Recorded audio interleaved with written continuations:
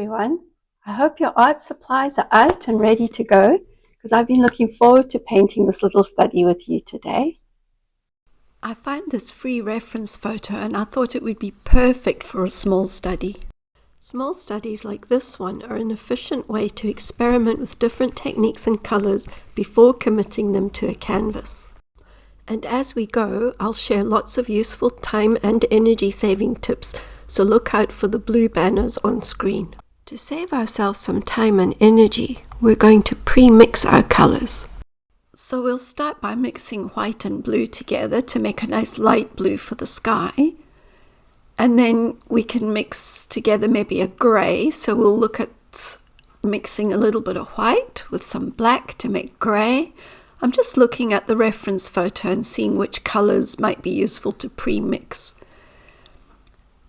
And it looks like we're going to need some brown as well, and we don't have brown on our palette, so we'll have to mix some. So we'll take some red and some black and mix it into white, and that will give us a nice brownish colour for the post that the bird is standing on. These are just a few colours to start with. We can add to them as we go along if we need to. I'm just going to dilute some of that blue paint with some medium and do a little sketch beforehand. I'm sketching on toned paper today, but you don't need to do that if you don't want to. I'm going to start with the little post that the bird's standing on, and then I'm going to break the bird down into very simple shapes. I'm looking at an oval for his body and maybe a smaller oval for his head. So I'm keeping the shapes as easy and simple as I can to save energy. And I'm going to put a little dot where I think his eye might be, a line for his beak, a little rectangle maybe for his tail. I'm breaking it down into the easiest shapes I can see. I don't want to waste any time or energy putting in too many details. I'm thinking his body's a little bit too long, so I might just shorten it there. And then just pop on a couple of legs, 2 little sticks for his legs, and maybe a line for his wing. We'll keep it nice and easy. I'm not going to put in all the little details. Now that we've got our sketch, we can start blocking in the big shapes. So I'm going to take my biggest brush and I'm going to quickly block in the sky and the colour of the post that the bird is standing on. And we're just using that light blue for the sky. And I'm using very quick brush strokes and just being a little bit careful around the edges of the sketch.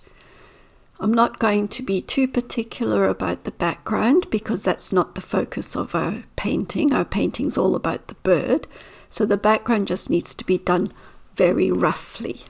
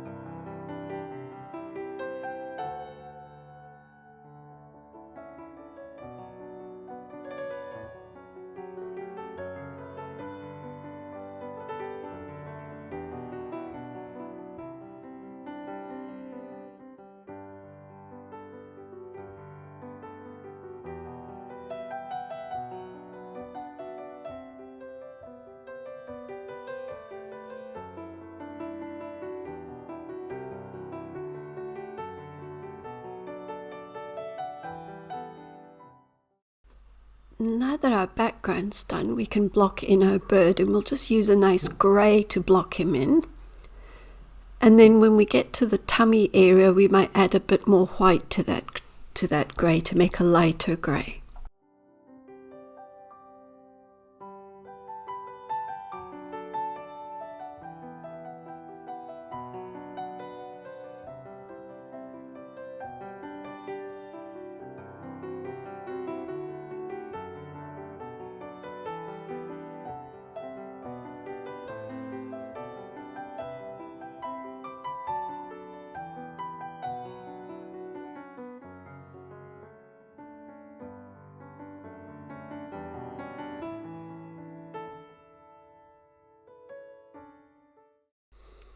Now we're going to paint the red bits in the robin's breast. Now, I used a little bit of artistic license here because the reference photo, the red was more muted and a bit more of an orange tone to it. And I decided to make mine nice and bright and cheerful. So I've taken a much brighter red, but of course that's a personal choice. And of course, remember, as artists, it's not always our job to replicate the photo exactly. Sometimes it's good to put your own spin on things and to add your own little individual elements that makes it look like an artwork and not a reproduction of a photograph. And once we've added all the red bits in, we can take a nice clean dry brush and softly blend those colours together. I'm using an old watercolour brush here, but you could use an old makeup brush or any other soft brush that you have. And I'm just going to gently blend the colours together for two reasons. Number one is because we're working on paper, and this gentle blending will remove the top layer of paint, and that will help us to add more paint on later on. And also it removes any distracting brush strokes from our painting. Now, using our reference photo as a guide, we can start adding some light grey areas. We're not adding white, even though it appears to be white in the photo. It's not actually white, it's more of a light grey. And we'll save the white for the very end when we put our highlights in. We can also add some light blue into his feathers because they're reflecting the light from the sky.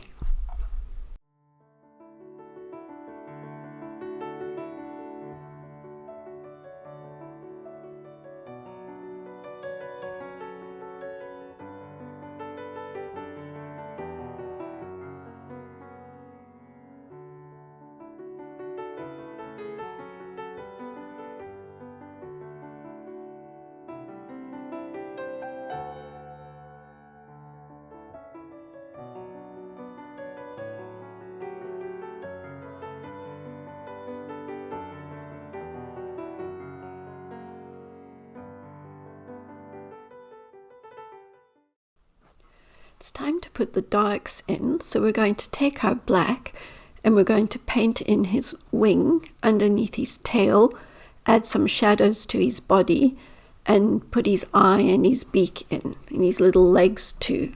We're just using the photo to guide us to where the darkest parts should be.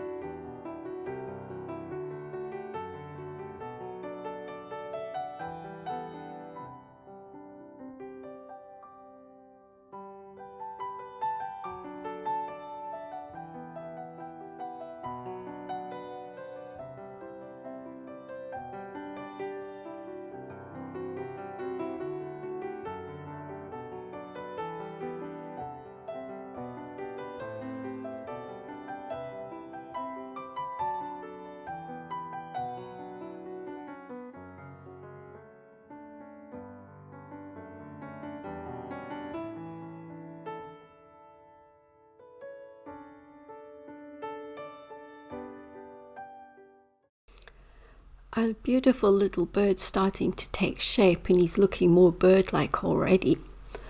We're going to add some lights in now, so we can add a little bit of white to our brown paint for the top of the pole that he's standing on, and then we can add a much lighter grey to his tummy. Again, we're not going to put pure white in the tummy yet, we're going to save that white for the very end. And you'll notice that I didn't put too much detail in his little feet and his little legs because they aren't really the focus of the painting either. This is just a quick sketch that we're doing today. We just want to get enough detail in to make it recognizable as a little robin. And in a small study like this, it's not necessary to paint in every little feather either.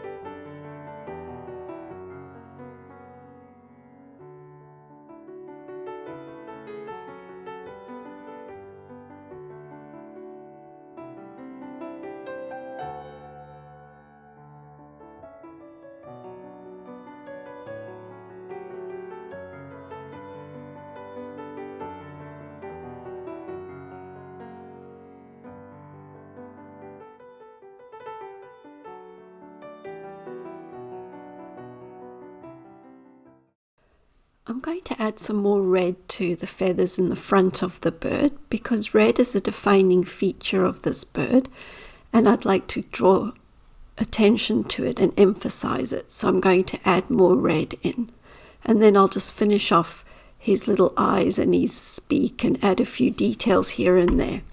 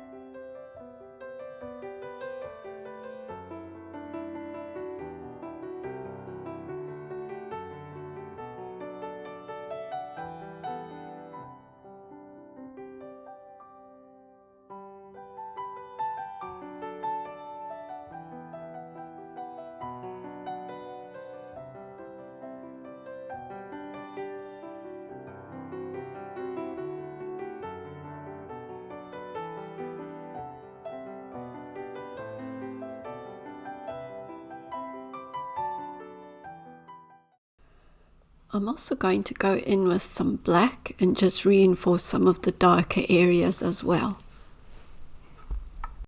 It's also good to step back from your painting and look at it from a distance. That way you'll be able to see details that you miss when you're so close up to it. Right, we're almost finished. I'm just going to add a few finishing touches. I might put some more detail in the background, maybe add a few more colors to it, and then blend them out. So remember, we don't want to draw attention to the background. We want it to be soft and muted. But it would be good to put some variation of colors in there to add more interest. So I might just add a few colors. It's also a good idea to take some of the red from the bird and repeat that red somewhere in the background as well. That will create harmony in our painting. And generally a harmonious painting is more peaceful and relaxing to look at. So it's always good to add a little bit of harmony and color balance in as well.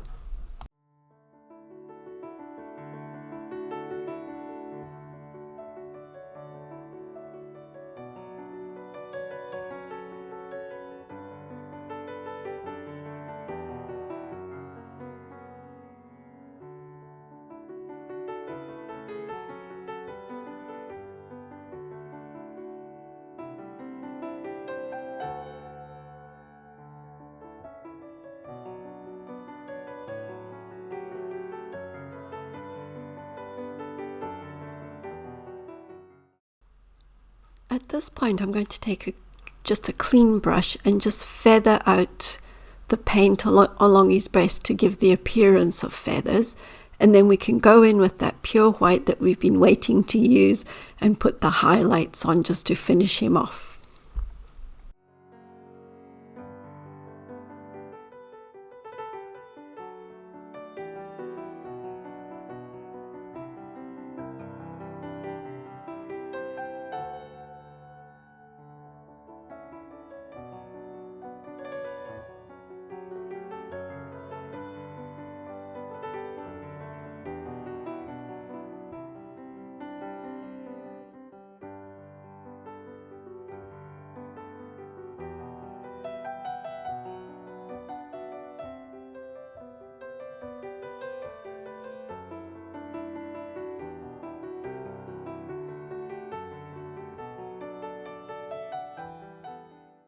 And there we go, a beautiful little red robin. And at this time of the year, I'm thinking this might be a good little exercise for a Christmas card. Isn't he cute? I hope you've enjoyed this short, easy painting tutorial. If you'd like some other quick, low-energy art ideas, I've actually made a printable mini guide. There's about 5 tiny art exercises to spark your creativity anytime. Also, if you'd like some more time and energy saving tips, I've created a printable for that. You can download it and keep it near your art area to help you on those low energy days. The links for both of these products are in the description box below, and they're completely free. If you try any of them, let me know in the comments or tag me in your art. I'd love to see what you create. Thank you so much for watching and for following along and for subscribing. If you're feeling inspired, you might want to try these tutorials too. And I'll see you in the next video.